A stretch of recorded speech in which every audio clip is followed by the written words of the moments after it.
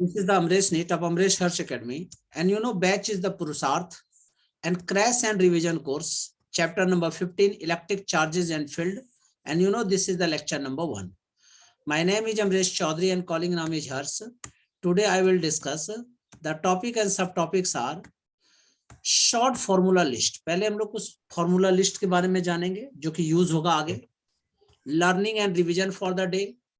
Electric charge किसे कहते हैं, Coulomb's law of forces between 2 point charges क्या होता है, सुपरपोजिशन प्रिंसिपल क्या है, इलेक्ट्रिक फील्ड क्या होती है, motion of a charge particle in an electric field due to a point charge, continuous charge distribution, electric dipole and you know मेरे type के क्वेश्चंस, समरेश questions. Now short formula list. जितने भी formula use होंगे सबका मैंने listing करके रखा हुआ है. यू नो किसी भी बॉडी में जो टोटल चार्ज होती है वो क्या होता है, Q is the total charge, Q is equal to plus minus NE, where N should be integer. N क्या होना चाहिए, इंटीजर होना चाहिए. E क्या है, चार्ज की value. This is the 1.6 into 10 to the power minus 19 coulomb. Yes. Surface charge density 3 types के होते हैं. First one is called linear charge density, second one is called surface charge density, next one is called volume charge density. Linear charge density is equal to charge upon length, surface charge density equal to charge upon area, volume charge density equal to charge upon volume. अगर कोई spherical body है तो उसकी area क्या लेंगे, surface area क्या लेंगे, 4 pi r square. Volume is the 4 by 3 pi r cube. ठीक है, 4 pi r cube by 3. Next one is called Coulomb's law. मैं पहले डिटेलिंग में बताता हूँ कि दो चार्ज अगर आपके पास है Q1 Q2, ठीक है, और इन दोनों के बीच डिस्टेंस r है, ठीक है, तो दोनों के बीच जो फोर्स होता है F इक्वल टू क्या होता है, K into Q1 Q2 upon R square. Proportionality हटाए तो कांस्टेंट K डाला तो F equal to K Q1 Q2 R upon R square. K की जो वैल्यू है, ठीक है, सीजीएस सिस्टम में 1 होता है, तो इसलिए फॉर्मूला क्या हो गया, F equal to Q1 Q2 upon R square. SI में K का value, SI system of international units में इसकी वैल्यू होती है 1/4 pi epsilon. Epsilon equal to epsilon naught into epsilon R, तो 1/4 pi epsilon naught epsilon R Q1 Q2 upon R square. ठीक है, QR epsilon R को ही capital K कहते हैं.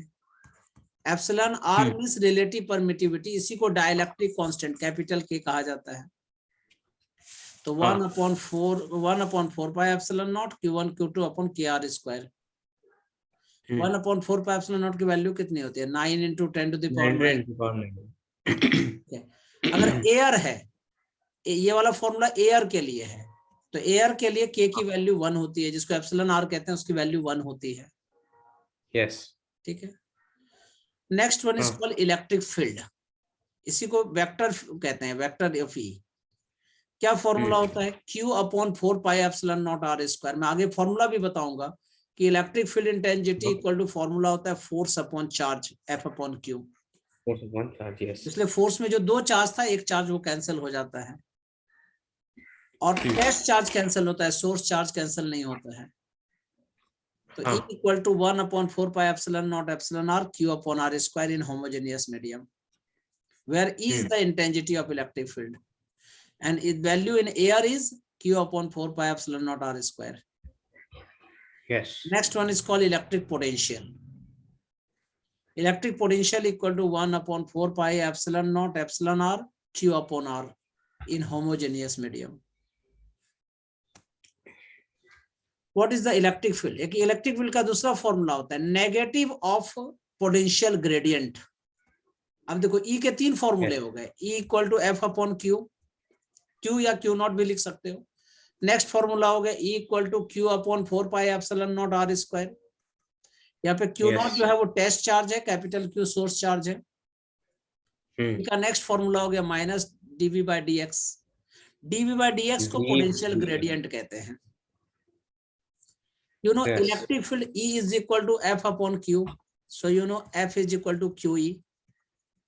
It's equal to charge into electric field. Electric potential is equal to work done upon charge. ठीक है, तो work done equal to charge into potential. तो change in work done equal to क्या होगा, charge into change in potential. हाँ अब electric field Charge का into- formula आप जानते हैं, Q upon 4 pi epsilon not are square. Epsilon naught को अगली साइड ले जाइए, या एप्सिलॉन अगर है, एयर नहीं है तो एप्सिलॉन होगा, तो इसका फॉर्मूला क्या हो गया, epsilon E is equal to Q upon 4 pi R square. Next one is Yes. Called flux. किसी यूनिट एरिया से या एरिया वेक्टर से कितने number of electric field lines pass कर रहे हैं उसको फ्लक्स कहते हैं। D phi equal to vector of E dot D S, that is the E D S हाँ कॉस थीटा। इसी को Yes. ऐसे लिखते हैं, D phi equal to close integral of vector of E dot D S. D phi क्या है, electric flux, ये एक स्केलर क्वांटिटी है। ds क्या है, small element of surface. Theta क्या है, angle made by the normal to ds to the direction of e। Now, if there are the Yes. two charges Q1 and Q2 separated by some distance r, तो mutual electric potential U is equal to 1 upon 4 pi epsilon into Q1 into Q2 upon r। ठीक है, ऐसा कब, जब Q1 and Q2 दोनों positive है, और U is equal to minus 1 upon 4 pi epsilon not Q1 Q2 upon r if one of the charge is negative। इसका मतलब क्या हुआ कि म्यूचुअल इलेक्ट्रिक पोटेंशियल एनर्जी एक स्केलर क्वांटिटी है। Yes. चार्ज के नेचर की बेसिस पे उसकी वैल्यू भी चेंज होती है, मतलब नेगेटिव हो जाती है अगर कोई भी एक Yes. नेगेटिव है, और दोनों पॉजिटिव है तो पॉजिटिव होगा, दोनों नेगेटिव है तो भी पॉजिटिव होगा। हाँ नाउ दोनों नेगेटिव तो पॉजिटिव हो गया। इलेक्ट्रिक डायपोल किसको कहते हैं, अगर दो चार्ज है आपके पास plus Q and minus Q, magnitude same है, साइन अपोजिट है, और दोनों के बीच का डिस्टेंस 2a है, तो इस सेटअप को इलेक्ट्रिक डायपोल कहते हैं। हाँ और इसकी जो स्ट्रेंथ होती है उसी को इलेक्ट्रिक डायपोल मोमेंट कहते हैं। ठीक है, 2a भी लिख सकते हो या 2l भी लिख सकते हो, बात एक ही है। इलेक्ट्रिक डायपोल मोमेंट को P से डिनोट करते हैं, तो P is equal to Q into 2l, मतलब कोई भी एक चार्ज इंटू चार्ज का मैग्नीट्यूड और सेपरेशन बिटवीन देम, तो electric charge into distance between them, this is the Q into 2l। SI unit क्या होगा, कूलम्ब मीटर। स्पेशल यूनिट क्या होगी, डीवाई। 1 डीवाई इक्वल टू क्या होता है, 1/3 into 10 to the power -29 coulomb metre. Yes. Electric potential and intensity at a point r distance apart. ठीक है, इसका मतलब क्या है, अगर ये आपके पास कोई डायपोल है और इसकी वजह से किसी पॉइंट पर मुझे इलेक्ट्रिक फील्ड निकालना है, ठीक है, अगर Yes. यहां निकालना है तो इसको एक्सियल लाइन कहते हैं, ये परपेंडिकुलर पे निकालना है तो इसको इक्वेटोरियल लाइन कहते हैं, किसी पॉइंट पे निकालना है तो इसको एट एनी पॉइंट कहते हैं। ठीक है, इसी को at any making an angle theta कहते हैं। तो इसका फॉर्मूला होता है V equal to 1 upon electric potential का 1 upon 4 pi epsilon P cos theta upon r square, और इलेक्ट्रिक फील्ड होता है P upon 4 pi epsilon r cube upon into √1 + 3 cos square theta. इसका जो रिजल्टेंट होगा, वो जो एंगल बनाएगा उसको अल्फा एंगल कहते हैं, जो E और R के बीच में बनता है, तो tan alpha is equal to half tan theta.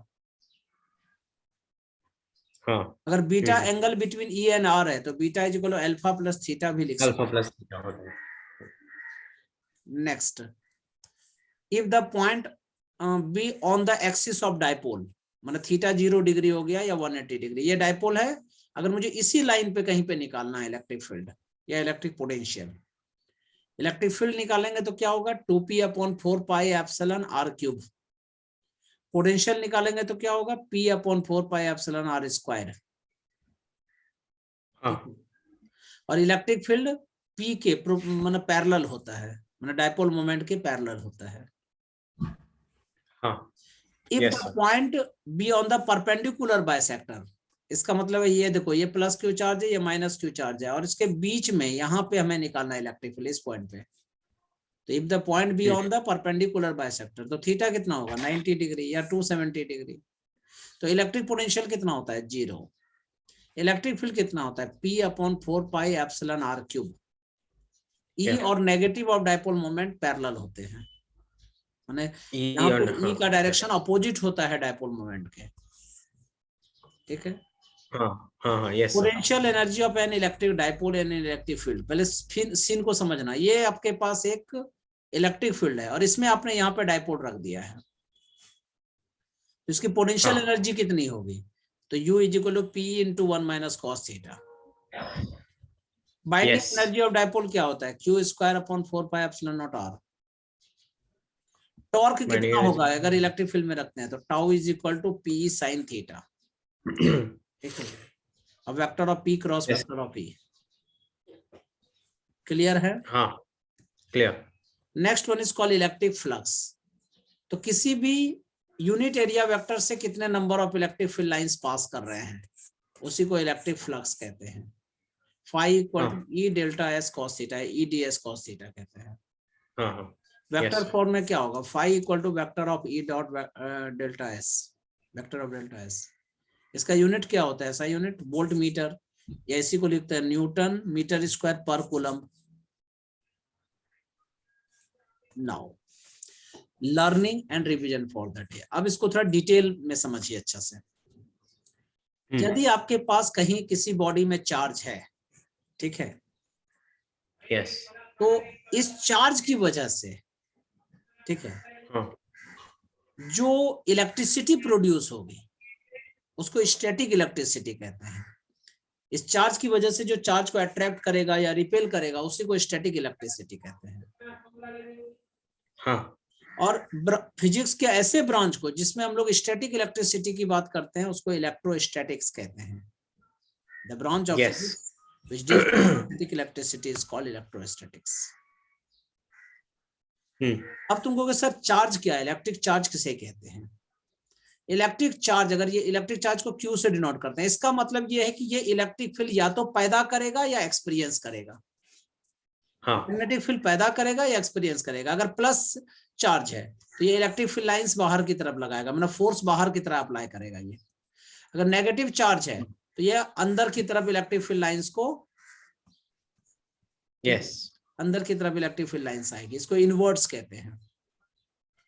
हाँ, electric charge yes. Is the property of matter due to which it produces and experiences the electric and magnetic effects. हाँ, what is the conservation of charge? Charge को ना ही create किया जा सकता है ना ही destroy पता है, ना ही डिस्ट्रॉय किया जा सकता। हाँ, इस सिंपली एक बॉडी से दूसरे बॉडी में चेंज कर सकते हैं हम लोग, ट्रांसफर कर सकते हैं। The charge can simply be transfer from one body to another. हाँ, yes. चार्ज ट्रांसफर करने के 3 मेथड हैं। There are the 3 modes of charge transfer. First one is called friction, second one is called conduction, next one is called induction. हाँ, what is the quantization of charge? किसी भी body में अगर तुम्हें कहूं कि मेरे 2.5 बेटे हैं, 2.5 सन्स हैं, तो तुम कहोगे या तो सर पागल है या झूठ बोल रहे हैं।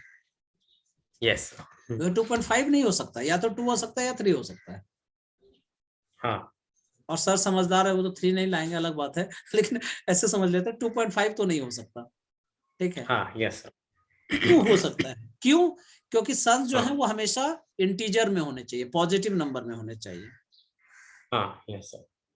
ठीक है, तो इलेक्ट्रिक चार्ज इज क्वांटाइज्ड। ठीक है, तो किसी भी बॉडी में जो मिनिमम अमाउंट ऑफ चार्ज होगा, चार्ज को Q से डिनोट करते हैं, मिनिमम अमाउंट में जो होगा वो N इंटू E होता है। ठीक है, and you know this is the plus minus Na। Plus माना पॉजिटिव चार्ज, माइनस माना negative charge. Where N should be any integer. N क्या होना चाहिए? इंटीजर होना चाहिए। और E की वैल्यू कितनी होती है? 1.6 into 10 to the power minus 19 coulomb. हाँ, हाँ, now important properties of charges. Like charges repel. अगर मान लो ये प्लस प्लस है या माइनस माइनस है, ये क्या करेगा? रिपेल करेगा। क्यों? क्योंकि इलेक्ट्रिक फील्ड लाइंस इसकी देखो आउटवर्ड जाएगी। ठीक है, इसमें भी देखो आउटवर्ड जाएगी, तो ये क्या करेगा? एक दूसरे को क्रॉस करने की कोशिश नहीं करेगा, अट्रैक्ट नहीं करेगा। yes. लेकिन अपोजिट चार्ज अट्रैक्ट होते हैं, क्योंकि पॉजिटिव से इलेक्ट्रिक फील्ड लाइंस निकलता है, नेगेटिव में चला जाता है, तो opposite charges attract each other. Yes. Charge इसका मतलब क्या है? Charge does not change with change in velocity. अगर तुम बॉडी का वेलोसिटी चेंज करोगे तो चार्ज पर कोई फर्क नहीं पड़ता है, वो चेंज नहीं होती है। हाँ, मैंने बहुत अच्छी बातें लिखी है कि according to the theory of relativity the mass time and length change with the change in velocity but charge does not हाँ। चेंज। रिलेटिविटी बोलती है कि मास अगर चेंज करोगे, मास जो है वेलोसिटी के बेसिस पे चेंज होती है।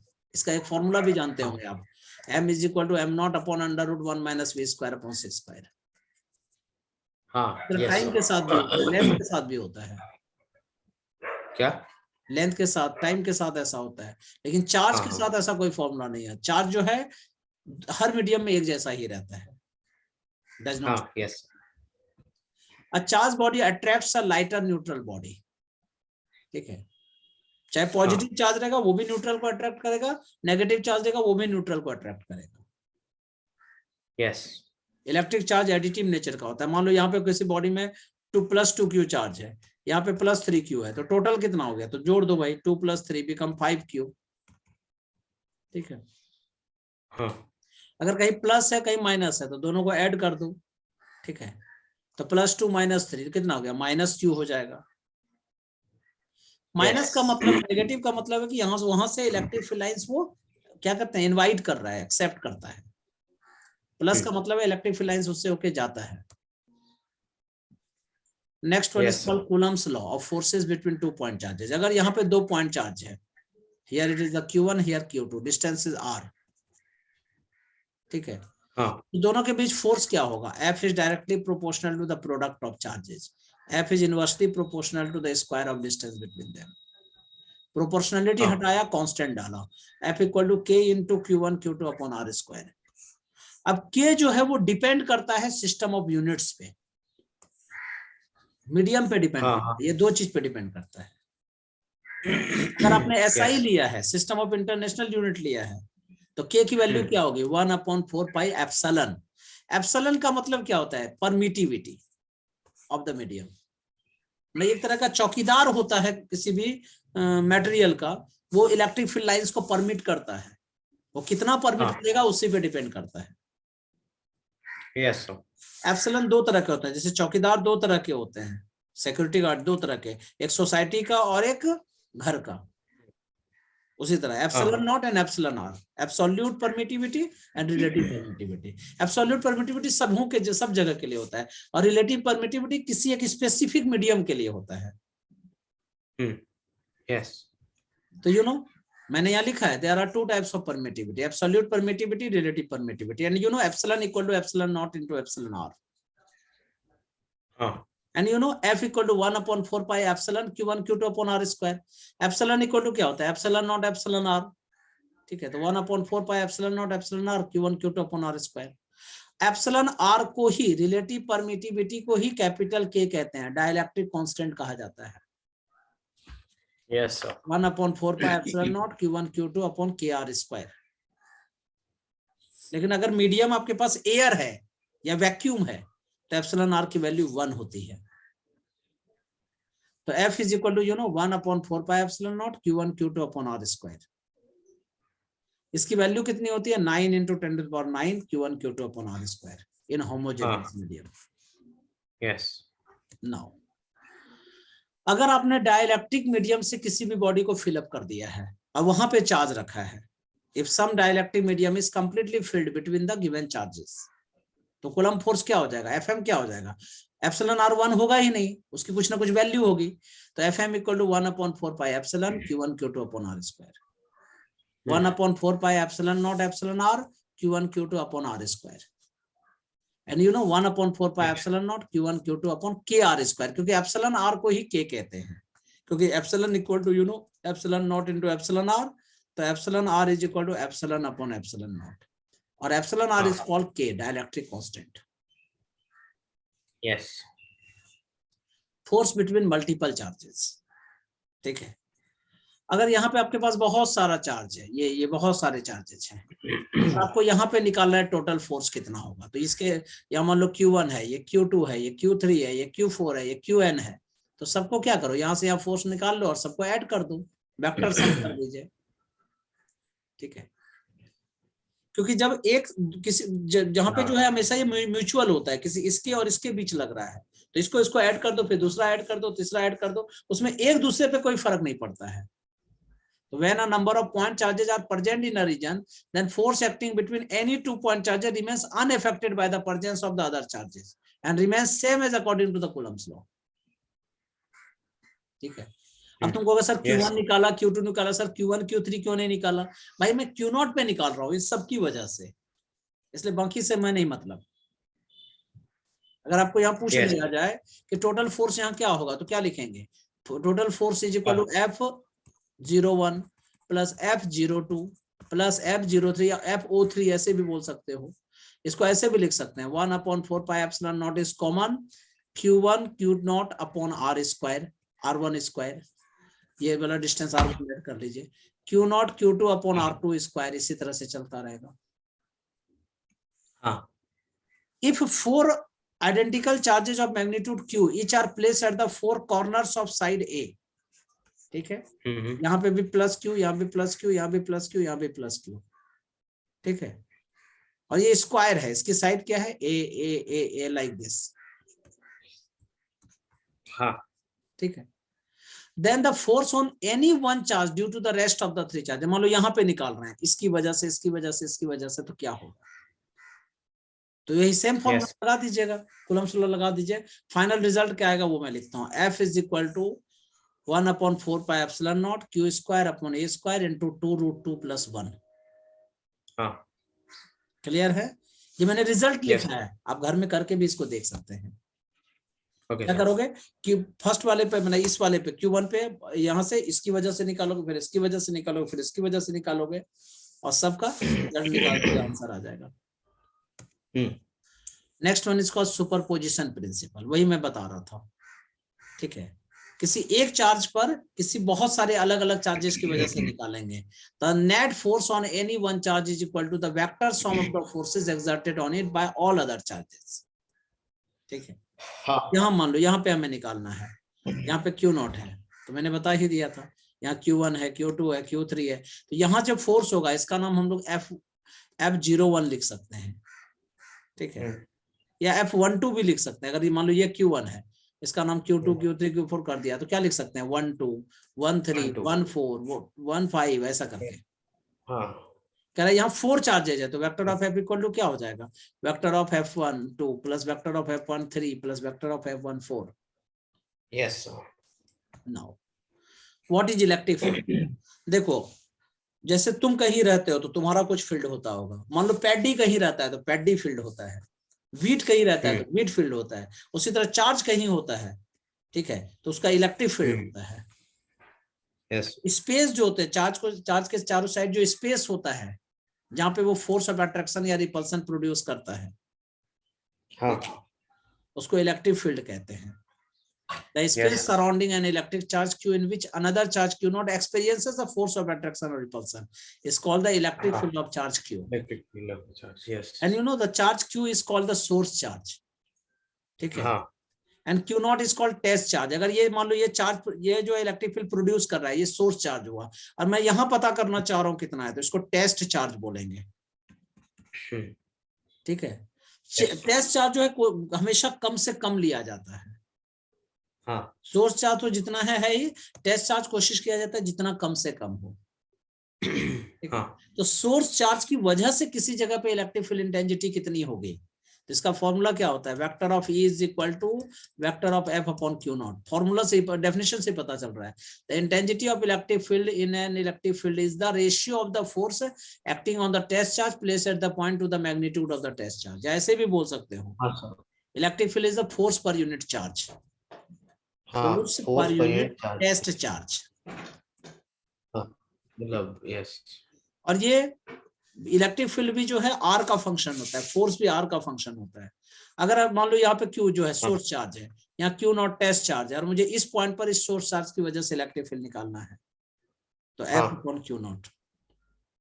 Electric field intensity is a vector quantity. You know electric field intensity क्या होती है? वेक्टर क्वांटिटी होती है. ठीक है. यस. और इसकी डायरेक्शन जो होती है प्लस, मतलब इलेक्ट्रिक फील्ड इंटेंसिटी की प्लस से आउटवर्ड होती है. तो direction of electric field same as the force of acting on the positive test charge. ठीक है. अगर प्लस से देख रहे हैं तो इधर से इधर की तरफ, नेगेटिव की तरफ इलेक्ट्रिक फील्ड इंटेंसिटी का डायरेक्शन होता है. और इसकी यूनिट क्या होती है, न्यूटन पर कूलम। क्यों, फोर्स का यूनिट जो है न्यूटन होता है, चार्ज का कूलम होता है, न्यूटन पर कूलम। कूलम होता है, इसी को फोर्स पर वोल्ट पर यूनिट मीटर भी चार्ज। कहते हैं। Next, electric field lines. अभी अगर आपने प्लस क्यू चार्ज यहाँ पे रखा है तो इलेक्ट्रिक फील्ड लाइंस क्या होगा, रेडियली आउटवर्ड। हाँ, इसको क्या कहते हैं, रेडियली आउटवर्ड। आउटवर्ड। यहाँ से इलेक्ट्रिक फील्ड लाइंस क्या हो रही है, बाहर की तरफ निकल रही है। अगर माइनस चार्ज रखेंगे तो क्या होगा, रेडियली इनवर्ड। इनवर्ड। हाँ, लेकिन तुमको नहीं सर, अगर यहाँ प्लस है या माइनस ऐसा, तो प्लस से माइनस की तरफ जाएगा, यहाँ बैंड हो जाएगा।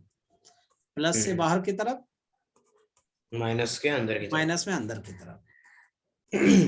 ठीक है, इलेक्ट्रिक फील्ड, ये जो लाइन जो है, ये अगर इलेक्ट्रिक फील्ड का डायरेक्शन है, यहाँ पे अगर निकालना है तो यहाँ पे जो इसका टेंजेंट होगा वही इसका डायरेक्शन देगा। तो electric field line is an electric field is a smooth curve tangent to which at any point gives the direction of the electric field at that point. Now, properties of electric field lines. Electric field lines come out of positive charge and go into the negative charge. And no two electric field lines intersect each other. कोई भी दो electric field lines कभी भी एक दूसरे को cut नहीं कर सकता। कट करेगा तो देखो ये दो डायरेक्शन हो गया एक ही टाइम में, तो एक ही टाइम में दो डायरेक्शन कैसे हो सकते हैं। ठीक है, अगर मैं बोलूं मैं इधर भी जा रहा हूं, मैं इधर भी जा रहा हूं, तुमको एक ही टाइम पे और एक ही पॉइंट से, तो बोलोगे सर आप पागल हो, झूठ बोल रहे हो। ऐसा मुझे नहीं बोल सकते क्योंकि आई एम नॉट द पागल। तो कहने का मतलब है कि दो इलेक्ट्रिक फील्ड लाइंस कभी भी एक दूसरे को कट नहीं करता है। Electric field lines are continuous but they never form a close loop, क्योंकि ये पॉजिटिव से स्टार्ट होता है, नेगेटिव पे जाकर खत्म हो जाता है। Electric field lines can not exist inside a conductor. किसी भी कंडक्टर के अंदर इलेक्ट्रिक फील्ड लाइंस नहीं होते। ठीक है, बाहर बाहर चला जाता है, अंदर कभी एंटर नहीं करता है। इसी प्रोसेस को इलेक्ट्रोस्टैटिक शील्डिंग कहते हैं। ठीक है, मेटल जो है वो क्या करता है पता है, कंडक्टर क्या करता है, इलेक्ट्रिक फील्ड लाइंस को बाउंस कर देता है। इस प्रोसेस को ही इलेक्ट्रोस्टैटिक शील्डिंग कहते हैं। Yes. Next one is called motion of a charged particle in an electric field. ठीक है, अगर ये आपने इलेक्ट्रिक फील्ड रखा है, ये देखिए y एक्सिस के अबाउट आपने पैरेलल इलेक्ट्रिक फील्ड अप्लाई कर दिया है।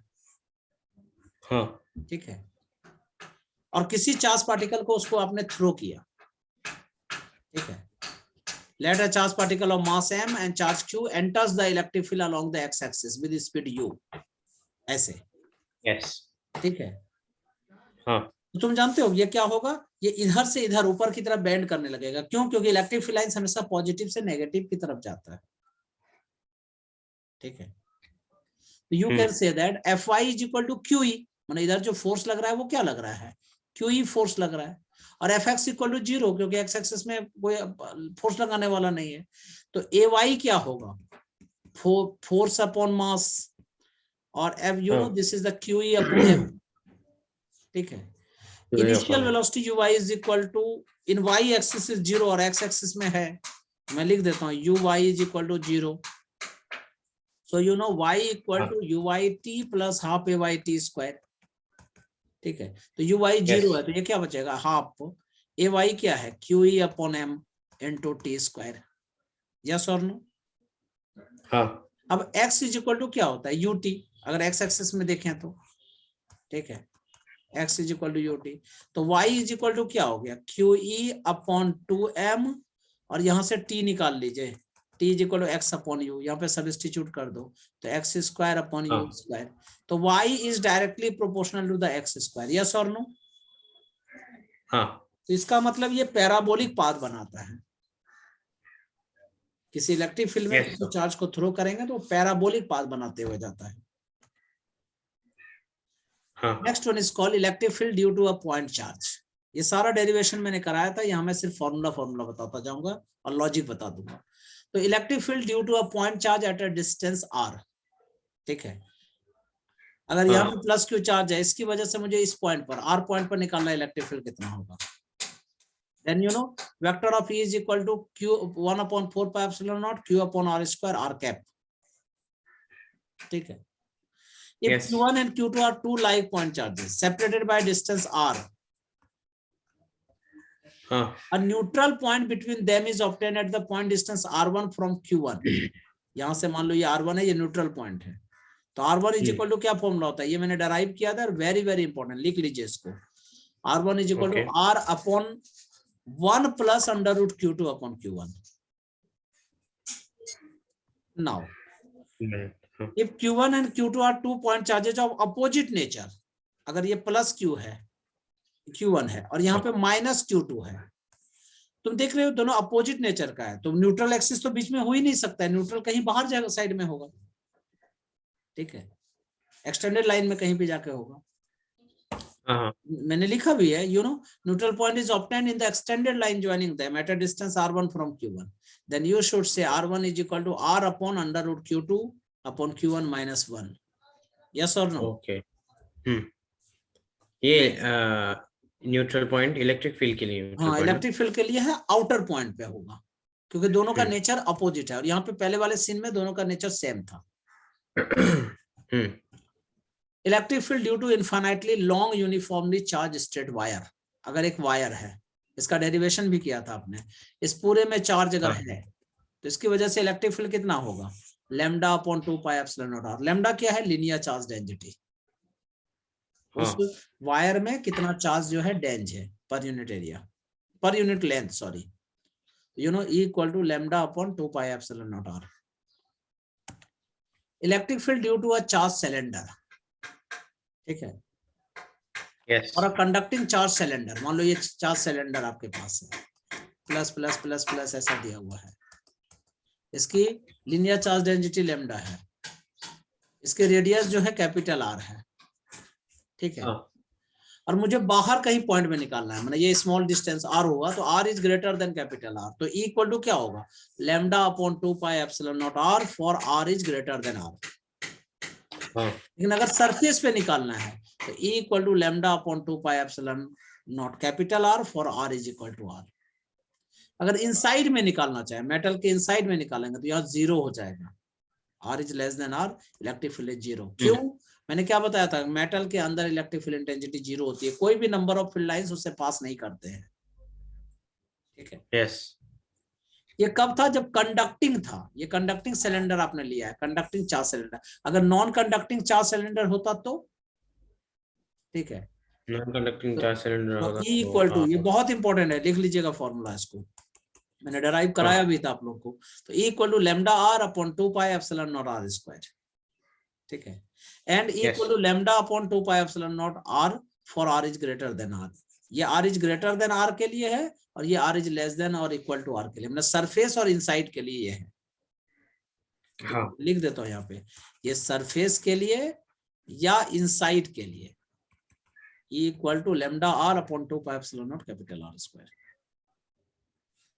नेक्स्ट, यस, उसी को फिगर में देख लीजिएगा, variation of electric field with distance for the conducting cylinder, तो इनसाइड में 0 था, R इक्वल टू R पे मैक्सिमम इलेक्ट्रिक फील्ड, और धीरे धीरे कम होता जा रहा है, R बढ़ता जा रहा है, डिस्टेंस इलेक्ट्रिक फील्ड कम होता जा रहा है। अगर नॉन कंडक्टिंग सिलेंडर है तो क्या होगा, E is directly proportional R, एक टाइम पे मैक्सिमम हो गया और फिर धीरे धीरे कम होता जाएगा, E is inversely proportional to the R square. Now electric field due to a uniformly charge infinite plane sheet, अगर ये इनफाइनाइट प्लेन शीट है, plus plus plus plus charge ऐसा दिया हुआ है, अब इसकी वजह से कहीं पे मैं इलेक्ट्रिक फील्ड निकालना है, इसकी सरफेस चार्ज डेंसिटी सिग्मा है, तो क्या होगा, equal to sigma upon 2 epsilon not, क्योंकि इधर भी निकाल सकते हैं इधर भी निकाल सकते हैं, इसलिए अपॉन 2 हुआ है, तो equal to sigma upon 2 epsilon not, ठीक है। Yes, electric field due to a uniformly charge thin spherical shell, ठीक है, अगर शेल है और थिन है ये, तो ऐसा हो सकता है कि हम लोग या तो अंदर निकालें या बाहर निकालें या सरफेस पे निकालें, तो अंदर में क्या होगा, equal to 0 for R is less than R। Surface पे क्या होगा, equal to Q upon 4 pi capital R square for R is equal to R, ठीक है। आउटसाइड में क्या होगा, equal to Q upon 4 pi epsilon not R square for R is greater than R, ठीक है। तो कहने का मतलब इनसाइड में 0, ठीक है, और आउटसाइड में इलेक्ट्रिक फील्ड घटती जाएगी जब जब डिस्टेंस आप बढ़ाते जाएंगे, सबसे ज्यादा सरफेस पे होता है, हाँ Now, next one is called continuous charge distribution. माना चार्ज डिस्ट्रीब्यूट जब करते हैं तो वो क्या हो सकता है, एक लाइन पे आपने एक रॉड पे चार्ज डिस्ट्रीब्यूट किया है, एक सरफेस पे कर सकते हैं आप, एक वॉल्यूम में कर सकते हैं आप, ठीक है। यस तो you know continuous charge distribution में be of 1 dimensional, 2 dimensional and 3 dimensional. अगर एक रॉड है, रॉड में चार्ज डिस्ट्रीब्यूट करके रखा है आपने, लाइन में करके रखा है, तो इसकी जो लीनियर चार्ज डेंसिटी होती है उसको लैम्डा कहते हैं। This is the charge upon length, ठीक है। इसका यूनिट क्या होता है, coulomb per metre. Yes and you know surface charge density क्या होता है, सिग्मा। अगर एक सरफेस पे आपने बहुत सारा चार्ज रखा हुआ है तो उसकी वजह से सरफेस चार्ज डेंसिटी कितना होगा, sigma. Sigma is equal to क्या होगा, q upon a, and unit is the coulomb per metre square. Yes volume charge density, अगर आपके पास एक वॉल्यूम सरफेस है, वॉल्यूम है, वॉल्यूम है, इसका मतलब अंदर भी सरफेस पे भी बाहर भी, तब रो इक्वल टू क्या होगा, volume charge density rho equal to क्या होगा, charge upon volume, coulomb per metre cube. Clear है? Yes now what is the electric dipole? You know, an electric dipole consists of two equal and opposite charges separated by a small distance. यहाँ पे एक charge है minus Q, दूसरा charge है plus Q. इस दोनों के बीच का जो डिस्टेंस है वो 2a है, वो बहुत छोटा डिस्टेंस होता है, लेकिन हम लोग 2a लेते हैं इसलिए क्योंकि कन्वीनियंस के लिए, आगे जब न्यूमेरिकल सॉल्व करेंगे ना तो उसमें हाफ करने में इजी होगा, इसीलिए। यस तो देखो इलेक्ट्रिक फील्ड लाइंस का जो अपोजिट डायरेक्शन होता है उसको डायपोल मोमेंट हम लोग ले लेते हैं बाय कन्वेंशन। तो इसलिए देखो ये ऐसे डायरेक्शन लिया है मैंने, और इसको पी से डिनोट करते हैं। तो डायपोल मोमेंट एक्चुअल में होता क्या है, ये स्ट्रेंथ होती है, दो चार्ज का जो स्ट्रेंथ होता है ना उसको डायपोल मोमेंट कहते हैं। तो dipole moment of a dipole is the product of the magnitude of the either charges and the distance between them. इसका मतलब है कि vector of P equal to Q into vector of 2a। Magnitude wise क्या लिखेंगे, Q into 2a। By convention the direction of P is from negative charge to the positive charge, ठीक है, negative से positive की तरफ होता है। अब electric field due to a dipole, मान लो डायपोल है, उसकी वजह से अगर मुझे उसी एक्सिस पे निकालना है तो उसको क्या कहते हैं, एक्सियल लाइन। परपेंडिकुलर निकालना है तो इक्वेटोरियल लाइन। तो अगर आपके पास ये डायपोल है, देखिए ये माइनस क्यू चार्ज, ये प्लस क्यू चार्ज डायपोल है, और आपको यहाँ इस पी पॉइंट पर इलेक्ट्रिक फील्ड निकालना है, ठीक है। यस ये पी पॉइंट जो है वो एक्सियल पॉइंट हुआ, लिखेंगे क्या, at a point distance r from the centre of a dipole along its axial line. तो E इक्वल टू क्या होता है, P upon 4 pi epsilon not 2r upon r square minus a square whole square. ये derive करवाया भी था मैंने। Direction of E is the same as that of P, याद है या नहीं? अगर शॉर्ट डायपोल है, ठीक है, 2a is less than r, ये होता ही है क्योंकि डायपोल बहुत छोटा होता है, तब क्या होगा, r को नेगलेक्ट कर दीजिए, मतलब इसमें a को नेगलेक्ट कर दीजिए नीचे में, तो r स्क्वायर और r क्यूब कट के क्या बचेगा, मतलब r4 क्या बचेगा कट के, E equal to 2p upon 4 pi epsilon not r cube. Yes और नो? लेकिन अगर आप इक्वेटोरियल लाइन पे निकालो, अगर देखो यहाँ माइनस क्यू चार्ज, ये प्लस क्यू चार्ज, इसके परपेंडिकुलर बाइसेक्टर पे यहाँ पे निकाल रहा है, at a distance, point distance r from the center of dipole along its equatorial line, तब क्या होगा, electric field E is equal to P upon 4 pi epsilon naught r square plus a square to the power 3/2। और P का जो direction होगा, direction of P is opposite to that of P, ठीक है, क्योंकि देखो माइनस क्यू से plus q की तरफ P का डायरेक्शन होगा और इलेक्ट्रिक फील्ड का डायरेक्शन अपोजिट होगा, इस तरफ होगा। अगर शॉर्ट डायपोल है तो E इक्वल टू क्या हो गया, माना यहाँ पे A को नेगलेक्ट कर दीजिए, E equal to P upon 4 pi epsilon not r cube. अगर किसी पॉइंट पर निकालते हैं, किसी भी पॉइंट पर, रैंडम पॉइंट पर अगर निकालना है, ना एक्सियल है ना इक्वेटोरियल है, देखो ये माइनस क्यू चार्ज, ये प्लस क्यू चार्ज, इस रैंडम पॉइंट पे निकालेंगे तब क्या होगा, ठीक है। तो देख लीजिए E equal to P upon 4 pi epsilon not r cube under root 3 cos square theta plus 1, माना ऐसे निकालते हैं, E equal to E axial का स्क्वायर प्लस इक्वेटोरियल का स्क्वायर, क्योंकि एक्सियल क्या होता है, ये हो गया इक्वेटोरियल, ये हो गया, तो इन दोनों का स्क्वायर जो है किसी पॉइंट पे निकल जाएगा। तो ये क्या फॉर्मूला होता है, equal to p upon 4 pi epsilon not r cube under root 3 cos square theta plus 1। लेकिन हाँ डायरेक्ट ई एक्सियल नहीं, उसका कोई कंपोनेंट यूज होता है और वो cos थीटा और sin हाँ। थीटा होता है। इसलिए मैं फाइनल रिजल्ट क्या दूंगा, E is equal to p upon 4 pi epsilon not r cube under root 3 cos square theta plus 1। हाँ हाँ अब अगर फाइनल Yes. रिजल्टेंट डायरेक्शन अगर पता करना हो, ये डायरेक्शन पता करना हो, तो tan beta is equal to क्या फॉर्मूला होता है, हाफ tan थीटा। Yes.